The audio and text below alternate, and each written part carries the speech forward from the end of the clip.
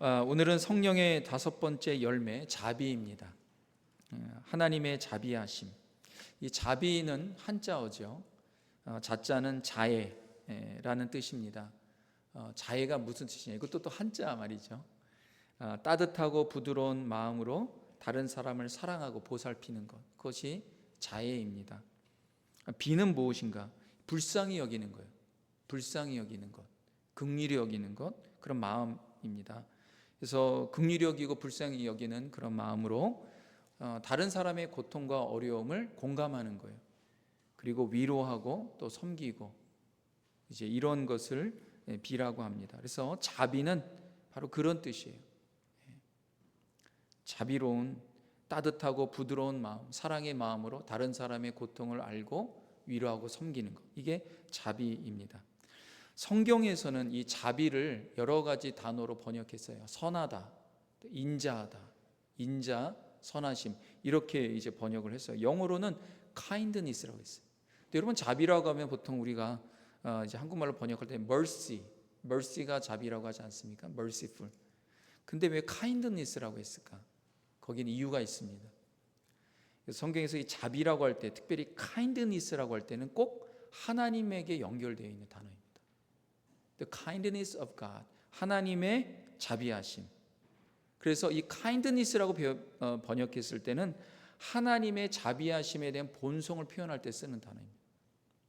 그래서 인간이 어떤 자비를 베풀고 또 그럴 때는 물론 kind라고 하지만 mercy하다 이렇게 하는데, 특별히 성경에서는 그렇게 약간 구분을 뒀어요. 물론 사람에게도 자비가 있습니다. 그래서 자비를 베풉니다. 특별히 자비라는 단어를 가장 많이 쓰는 종교는 불교입니다. 알죠? 자비. 불교의 자비는 어떤 자비인가? 기독교의 자비와 어떤 차이가 있는가? 불교의 자비는 인간이 스스로 깨달은 거예요. 어떤 초월적인 깨달음을 얻게 됩니다. 그래서 수행을 통하여서, 내가 고통적인 수행을 통하여서 다른 사람들의, 그러니까 말하는 불교의 용어로 말하면 모든 중생의 고통을 깨달은 거예요. 그래서 이제 내가 자비를 베풀 그런 단계가 왔다. 그래서 이제 사람이 초월적 깨달음을 통하여서 고통의 순환과 그 수행을 통하여서 이제 이 사람이 어떤 경지에 올라선 겁니다. 자비를 베풀. 그래서 그 자비를 베푸는 주체가 사람이 되는 거예요. 그래서 중생의 고통을 벗어나게 하는 것, 그 주체가 사람이 되는 것. 근데 기독교의 자비는 다릅니다. 성경에서 말하는 자비, 이 자비의 주체는 사람이 아니라 하나님입니다. 그래서 kindness, 하나님이 자비하시고, 그 자비하신 하나님의 본성에 의해서 하나님께서 고통받는 사람에게 은혜를 베풀고 긍휼을 베푸는 것. 그래서 궁극적인 차이가 있어요. 기독교와 불교의 자비에는 엄연한 차이가 있습니다. 그래서 우리가 생각해 봐야 되는 것은 사람이 왜 고통받는 존재가 되었는가예요. 왜 고통받는 존재가 되는? 다 고통을 받게 됩니다. 그 가장 큰 고통의 원인은 생명의 근원이시고 복의 근원이신 하나님과 사람이 어떻게 해요? 끊어진 거예요. 단절된 거예요. 왜 끊어졌는가? 사람이 하나님을 믿지 못하고 그분의 말씀을 불순종하여서 그 관계가 끊어진 거예요. 사람이 하나님을 믿지 못하고 신뢰하지 못함으로 통하여서 관계가 끊어진 거예요. 신뢰하지 못하면 관계가 끊어집니다. 100년 해례를 가약하고 결혼해서 검은머리 파뿌리가 되겠다고 약속한 부부의 관계도요, 언제 깨지느냐? 서로를 이제는 신뢰할 수가 없는 거예요. 어떤 여러 가지 일들로 인하여서 신뢰하지 못하게 될 때 그때 관계가 깨집니다. 하나님과 우리 사이도 우리가 하나님과의 관계를 깬 거예요. 하나님을 불신한 거예요. 그래서 관계가 깨짐으로 하나님과 멀어짐으로 인하여서 결국에 우리 안에 생명이 끊어지게 되었습니다. 뭐가 왔느냐? 죽음이 왔어요. 하나님과의 관계의 절단으로 인해서 사람이 죽게 되는 운명에 처하게 된 것입니다. 사람에게 있어서 가장 큰 고통은 뭐냐? 죽음의 고통이에요. 사람이 다 두려워하는 게 뭡니까? 죽음과 연결된 거예요. 사업이 망하고 힘들게 되면 내 죽게 되는 거 아닌가? 내 건강이 힘들어지면 나 죽게 되는 거 아닌가? 가정에서 여러 가지 어려움이 있고 자녀 어려움, 배우자의 어려움이 있으면 나 죽게 되는 거 아닌가 이런 생각이 들어요. 모든 게 다 그렇게 귀결됩니다. 죽음과 귀결돼요. 이러다 끝나는 거 아닌가, 이러다 죽는 거 아닌가. 왜 이런 죽음이 사람에게 왔는가? 그것은 생명의 근원이신 하나님과 끊어졌기 때문에 그래요. 그럼 하나님과 끊어진 사람이 어떤 삶을 살게 되는가? 공중의 권세 잡은 자 사단에 의해서 휘둘리는 그런 존재가 되었어요. 사람이 전에는 하나님의 말씀을 따라서 그 마음에 하나님으로 가득 찼습니다. 하나님의 말씀으로 가득 찼어요. 근데 하나님의 형상이 깨어지고 하나님의 말씀이 떠나가고 하나님의 영이 떠나가니까 그 사람에게 뭐가 자리 잡았느냐? 자기 중심적인 욕심이 자리 잡고 자기를 자랑하는 정욕이 자리 잡기 시작합니다. 그래서 사단은 사람을 움직일 때 뭘 움직이느냐? 하나님의 영이 떠난 사람의 마음을 움직입니다. 그러니까 사람은요, 그 마음만 움직이게 하면은 사람은 그 마음 가는 대로 가거든요. 그래서 사단은 다른 게 아니에요. 사람의 마음을 조종합니다. 그래서 하나님이 떠난 사람의 마음은 부패하였다라고 예레미야서에 이야기하고 있습니다. 세상에 가장 부패한 것이 뭐냐? 사람의 마음이라는 거예요. 그 부패한 사람 마음에 자리 잡은 것. 왜 부패하게 됐습니까? 하나님의 영이 떠나니까 부패하게 된 거예요. 생명이 떠나니까 부패하게 됩니다. 그 부패한 사람의 마음에 육신의 정욕, 안목의 정욕, 이생의 자랑이 들어가기 시작합니다. 하나님의 말씀을 듣기를 원하지 않는 사람, 그러면 어떻게 살아가느냐? 자기 욕심대로, 자기가 원하는 대로, 자기 중심적으로 살아가는 존재가 되었어요. 그러니까 사단은 사람을 조종할 때 다른 걸 하지 않아요. 너 욕심 계속 부려. 그리고 너가 원하는 대로 해. 너 중심적으로 살아가. 여러분, 세상에 나오는 모든 그런 그 이야기들과 또 문화와 그런 가치가 다 뭡니까? 다 뭐예요? 너가 원하는 대로 해, 이거예요. 너가 하고 싶은 대로 해. 너 마음 가는 대로 해. 여러분, 마음 가는 대로 하게 되면 어떻게 됩니까? 하나님의 영이 없는 우리의 마음대로 하면 내 욕심대로, 내 중심대로 살다가 결국 어떻게 해요? 패망하는 거예요.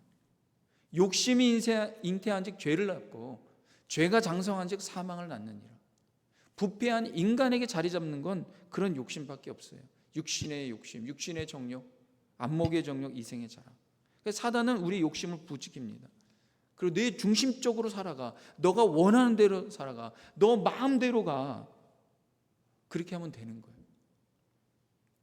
오늘 본문의 말씀이 바로 그 말을 이야기합니다. 에베소서 2장 2절 3절의 말씀인데요.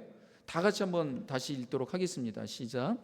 그때 너희는 그 가운데에서 행하여 이 세상 풍조를 따르고 공중의 권세 잡은 자를 따랐으니 곧 지금 불순종의 아들들 가운데에서 역사하는 영이라. 전에는 우리도 다 그 가운데에서 우리 육체의 욕심을 따라 지내며 육체와 마음이 원하는 것을 하여 다른 이들과 같이 본질상 진노의 자녀이었더니. 여러분, 우리가 예수를 믿기 전에는, 하나님의 자녀가 되기 전에는 본질상 진노의 자녀였다. 본질상 다 동일한 존재였다는 거예요. 우리도 다 내 중심적으로 내가 원하는 대로, 내가 하고 싶은 대로 살아가다가 우리가 예수님 말씀을 믿는다는 게 뭐예요? 예수님 말씀을 믿고 예수님 믿으니까 예수님이 내 안에 들어오시기 시작하는 거예요. 자기 중심적인 내 삶에서 내 옛자가 예수 그리스도와 함께 십자가에 못 박아 죽게 되고, 그리고 예수님께서 내 안에 중심이 되시고 내 안에 주인이 되어주셔서 이제는 내가 원하는 대로, 내가 하고 싶은 대로 살아가는 것이 아니라 예수님이 원하는 대로 살아가는 존재가 된 거예요. 엄청난 변화가 일어난 거예요. 사랑이 많으신 하나님은 그분의 사랑하는 자녀들이 사단의 권세, 공중의 권세 잡은 자를 따라가는 것을 원치 않습니다. 부모님들이 우리 자녀들, 사랑하는 자녀들이 있는데 이 자녀들이 여러분 어때요? 나쁜 친구들과 막 어울려 다니는 거 좋아합니까? 안 좋아요. 또 그 나쁜 친구들이 말하는 대로 또 행하고 도둑질도 하고 애들을 때리기도 하고 그냥 온갖 그 어두움에 있는 일들 다 하고, 그런 부모님이 그거 그래 너 잘했다 이런 부모님이 어디 있습니까? 그 애 때문에 매일 기도하고 하나님 얘를 좀 그 악의 소굴에서 좀 건져주시고 뭐 이러지 않습니까?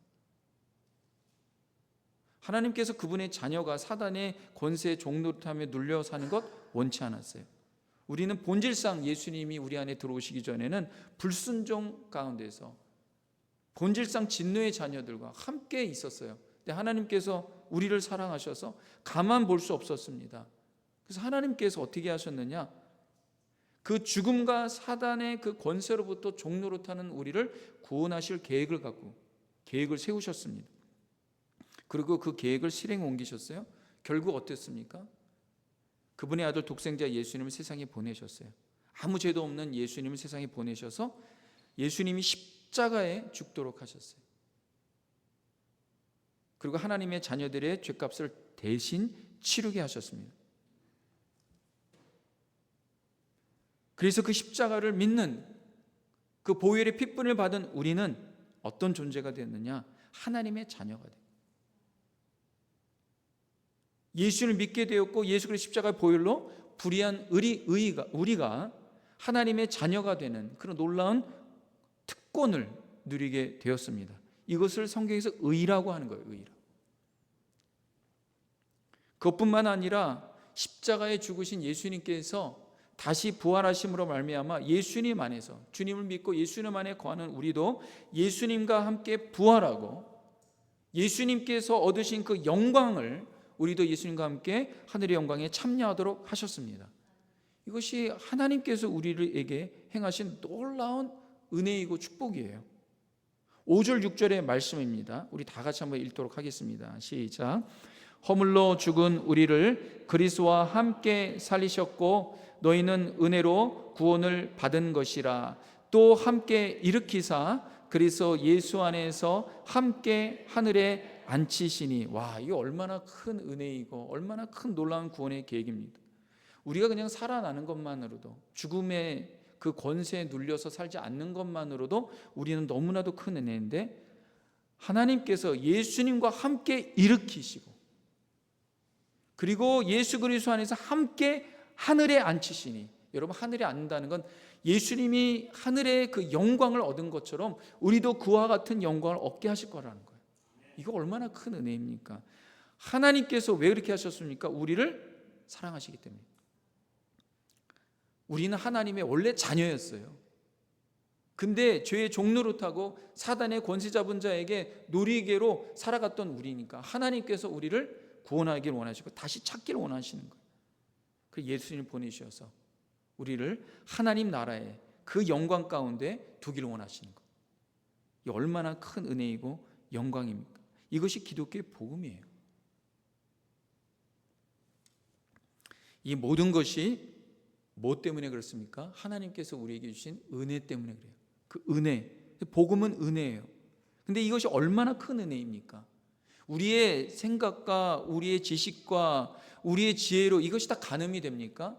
가늠이 되지 않아요. 그래서 뭐라고 말하냐면 이렇게 말합니다. 7절에 보면 우리 다 같이 한번 읽도록 하겠습니다. 시작. 이는 그리스도 예수 안에서 우리에게 자비하심으로써 그 은혜의 지극히 풍성함을 오는 여러 세대에 나타내려 하심이라. 도대체 왜 하나님께서 예수님, 그분의 독생자 예수님을 이렇게까지 하시고 십자가에 죽게 하시고, 그래서 그분의 보혈로 말미암아 그분을 믿는 자에게 하나님께서 죄 없다 하게 하시고 다 죄를 사하시고, 또 그것뿐만 아니라 예수님과 함께 살리시고 또 함께 일으키시고 함께 하늘에 앉게 하시고, 도대체 이게 무슨 영문입니까? 그래서 이는 이게 이유예요. 왜 그런가? 그리스도 예수 안에서 우리에게 자비하심으로써. 누가요? 하나님이. 예수님 안에서 하나님이 자비하시기 때문에, 하나님의 자비하신 그분의 성품 때문에. 누구 때문에요? 예수님 안에서. 왜 예수님 안에서라고 하냐? 하나님은 자비하신 분이에요. 근데 그 자비하심이 최대치로 올라가는 게 어디냐? 예수님 아니에요. 예수님을 볼 때 하나님의 자비하심이 최고치로 올라가는 거예요.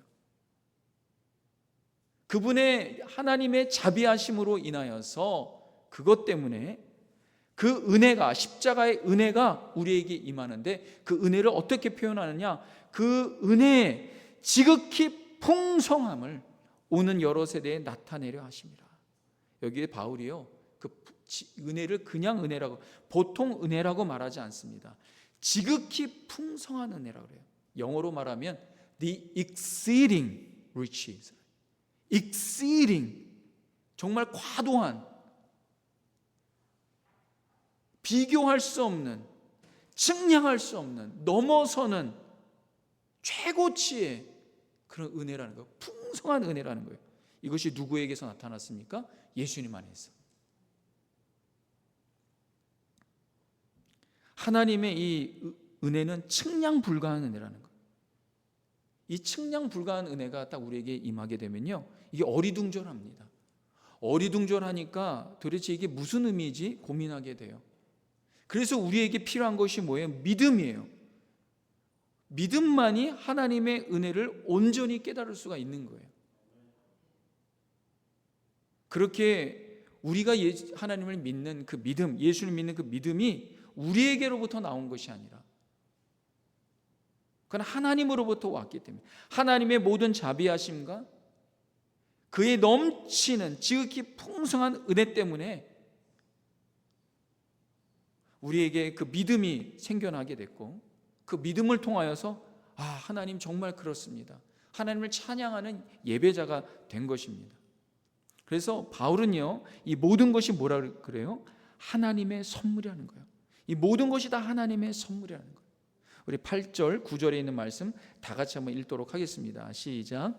너희는 그 은혜에 의하여 믿음으로 말미암아 구원을 받았으니 이것은 너희에게서 난 것이 아니요 하나님의 선물이라. 행위에서 난 것이 아니니 이는 누구든지 자랑하지 못하게 함이라. 아멘. 예수님께서 이 땅에 오셔서 행한 이 모든 것들은 실은 복음을 전할 때 받아들이기 어려운 것 중에 하나가 뭐냐면, 이게 이해가 안 가는 거예요. 도대체 이런 사랑이 어디 있냐, 이런 것이 어떻게 존재하느냐, 죄인인 우리를 왜 하나님께서 독생자 예수님을 이 땅에 보내셔서 이렇게 죽게 하셨느냐, 난 도저히 이해할 수 없다. 여러분, 이해가 먼저가 아니에요. 당연히 이해할 수 없죠. 너무나 크면은 이해가 안 돼요. 뭐예요? 그냥 받아들일 수밖에 없는 거예요. 받아들이든지 아닌지예요.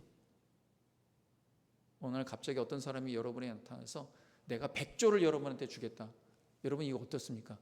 나 이해합니다. 여러분 그렇게 말해요? 아니에요. 나한테 왜 이런 걸 줘요? 여러분도 지금 생각해 보세요. 보니까 다 벙쪄 있어요. 왜? 100조는 가늠이 안 되거든요. 만져본 적이 없거든요. 목사님 말도 안 돼요. 말도 안 돼. 아예 그냥 이 머리로서 아예 그냥 딱 차단해 버려요. 왜? 그건 나와 아무 상관이 없으니까. 100조보다도 더 큰 것이 그 독생자 예수님 십자가에 죽게 하신 하나님의 사랑입니다. 이게 가늠이 돼요? 안 되죠.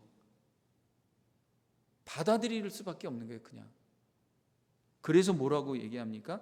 지극히 풍성한 은혜라는 게, 지극히 풍성한 은혜. 이것이 누구로부터 오냐?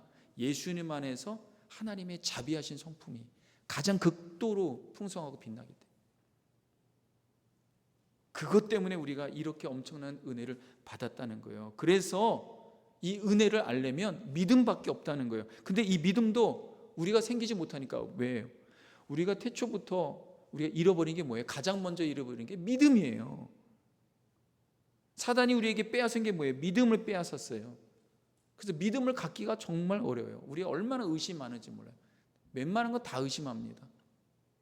가장 크게 의심하는 게 바로 하나님의 사랑이에요. 십자가의 은혜를 가장 크게 의심해요. 하나님 뭐 이런 걸 나한테 이해할 수 없어. 이게 진짜예요? 사실이 아니죠. 세상에 나가면 소설입니다. 이게 무슨 이런 말도 안 되는 얘기가 있습니까? 이런 얘기하죠. 얘기도 하지 말라고. 사단이 우리에게서 믿음을 빼앗았기 때문에 하나님을 향한 믿음, 불신이 계속 큰 거예요. 그러니까 하나님께서 우리에게 뭐예요? 믿음도 주셨어요. 믿음도. 마음을 열고 그 복음을 받아들일 수 있도록 믿음까지 주셨다 이거예요. 너희는 그 은혜에 의하여 믿음으로 말미암아 구원을 받았으니 이것은 너희에게서 난 것이 아니요 하나님의 선물이라.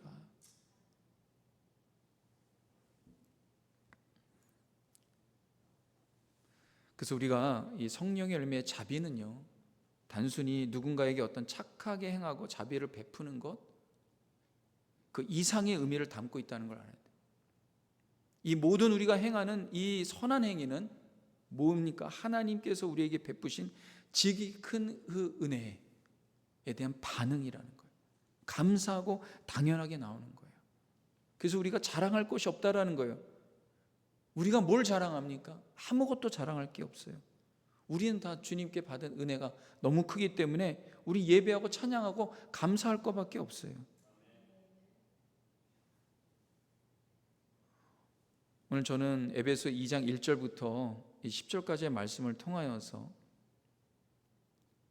정말 하나님의 자비가 얼마나 큰지 놀라운지 살펴봤어요. 실은 이렇게 말로써 이게 됩니까? 성령이 우리 안에 충만히 임할 때야 비로소 조금씩 하나님의 사랑과 십자가의 은혜를 조금씩 알게 돼요. 어느 순간인가 정말 깊이 경험할 때가 있습니다. 짧은 순간이나마 그걸 경험할 때 우린 주체할 수 없는 그런 감동에 사로잡힙니다. 정말 나 같은 죄인 이 얼마나 큰가. 어메이징 그레이스를 작사한 그 사람도 마찬가지예요. 본인은 노예상이었고 이 뉴턴이라는 사람이 자기는 정말 지울 수 없는 그런 죄를 졌다고 정말 하나님께서 그걸 깨닫게 하시면서 그러나 나 같은 죄인 살리신 하나님의 십자가의 은혜를 맛보아하면서 이 사람이 정말 감당할 수 없는 하나님 이 은혜가 얼마나 이렇게 큽니까? 그러니까 시를 쓰고 그러잖아요.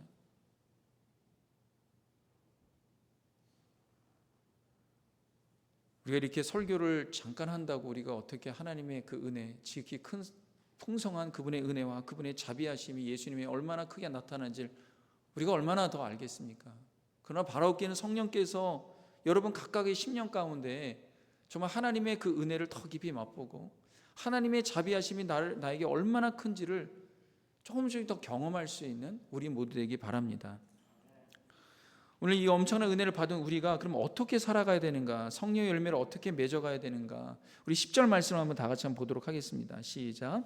우리는 그가 만드신 바라 그리스도 예수 안에서 선한 일을 위하여 지으심을 받은 자니 일은 하나님이 전에 예비하사 우리로 그 가운데서 행하게 하려 하심이니라. 우리가 지음받은 하나님이 우리를 만드신 이유는 예수님 안에서 선한 일을 위하여 지었다, 만들었다 그런 거예요. 우리가 이 세상에 온 목적이 있다라는 것입니다. 예수님 안에서 선한 일을 하라고 우리를 살려주신 거예요. 그럼 선한 일을 어떻게 하는가? 이 자비의 하나님의 자비하심에 대한 그 선한 일을 우리가 어떻게 하는가? 저는 이렇게 생각합니다. 첫 번째는 하나님이 얼마나 자비하시고 그의 은혜가 얼마나 큰지 매일매일 기억하는 거예요. 여러분 아침에 눈을 뜨자마자 무엇을 합니까? 눈을 뜨고 무엇을 합니까? 바쁘게 하루를 시작할 것입니다. 근데 잠깐 동안이라도 하루를 시작할 때 하나님의 은혜와 그분의 자비를 감사하면서 시작하시기 바랍니다. 그게 첫 번째예요.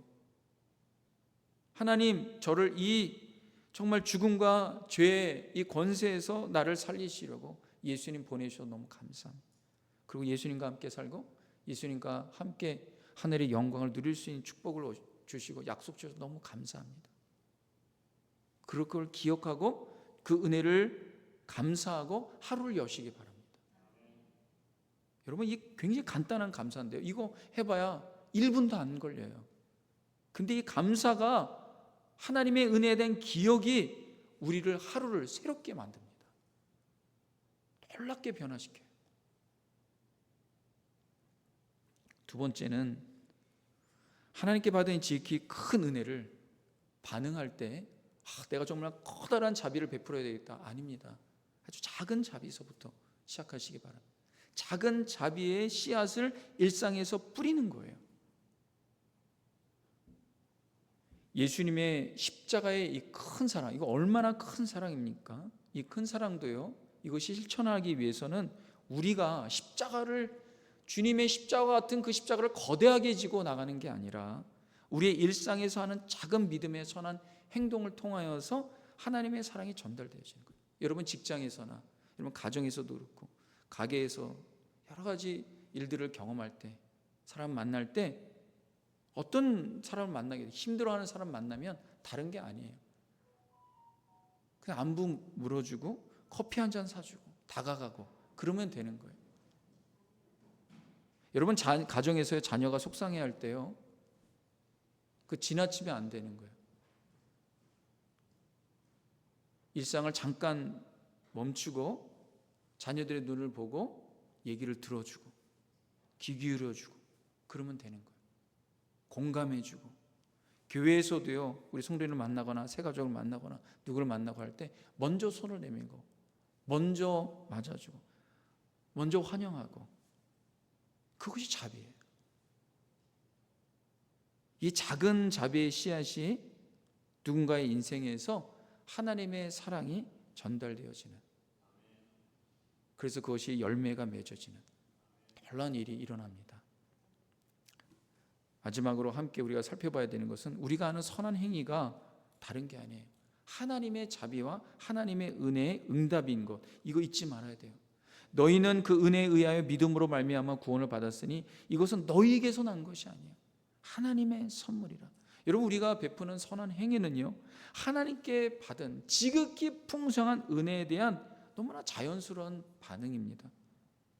우리가 누군가를 돕고 섬기고 사랑하는 것, 내가 잘해서 내가 가져서 하는 게 아니라 하나님이 우리에게 주신 은혜, 하나님의 은혜가 너무나 큽니다. 누군가 내게 감사합니다 할 때 아니에요, 내가 받은 게 많아갖고 그냥 드리는 거예요. 아무것도 아닙니다. 그래서 우리가 하는 선한 행위는 자랑할 것이 없다는 거예요. 하나님의 영광을 위해 드러납니다. 이거 모두 다 하나님께서 하신 건데, 그럼 그럴 때 성령의 열매, 자비의 열매가 맺어지기 시작합니다. 말씀의 결론을 맺습니다. 성도 여러분, 하나님의 자비로우심은 우리의 우리가 과거에 매몰되지 않게 하고 현재를 새롭게 하고 미래를 소망하며 열어주는 능력이 됩니다. 그래서 오늘 이 말씀을 여러분 깊이 묵상하고 집에 가셔서 꼭 한 번 더 보시기 바랍니다. 에베소서 2장 1절부터 10절의 말씀을 더 묵상하시기 바랍니다. 우리는 본질상 진노의 자녀였어요. 근데 하나님께서 자비하심으로 예수님 안에서 그 자비가 풍성하게 일어나서 예수님과 함께 위의 자가 죽고 죄된 자가 죽고 예수님과 함께 살고 예수님과 함께 부활하고 예수님과 함께 하늘의 영광을 바라보는 약속의 복된 자녀가 되었습니다. 얼마나 큰 은혜입니까? 우리가 이것을 결코 정말 우리의 지식으로 가늠할 수 없는 너무나 지극히 풍성한 하나님의 사랑입니다. 그래서 여러분, 이 예배 드리면서 여러분 일상으로 나가기 전에 결단해야 돼요. 결단해요. 뭐냐? 나는 하나님의 자비를 잊지 않고 그분의 지극히 풍성한 은혜로 내 삶을 살아나가겠다. 주님의 은혜로 내 삶을 살겠다. 매일매일 아침에 일어날 때, 또 저녁에 잘 때, 가정에서 이웃을 만날 때, 여러분 어느 곳에 있든지 나는 은혜 받은 자다. 나는 자비를 받은 자다.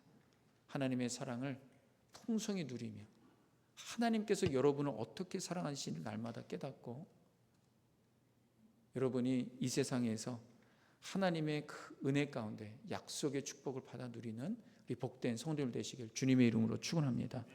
기도하겠습니다. 하나님 감사합니다. 하나님의 은혜와 하나님의 자비가 얼마나 큰지 예수님 안에서 받아 누리는 우리 복된 성도님을 다 되도록 역사하여 주시옵소서. 예수님의 이름으로 기도합니다. 아멘. 우리 자리에 다 같이 일어나셔서 우리 함께 찬양합니다. 꽃들도